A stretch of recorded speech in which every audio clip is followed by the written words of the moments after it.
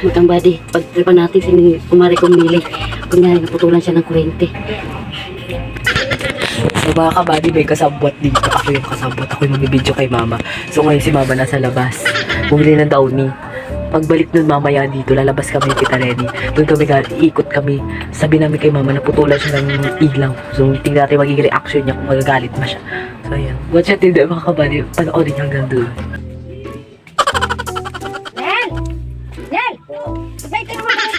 Ikaw yata yung mapuputulan doon. Saan? Doon tinitingnan nakaharap doon sa meter mo. Magbiro na eh. Oo nga! Ka mamaya sa akin. Sabi ko na nga.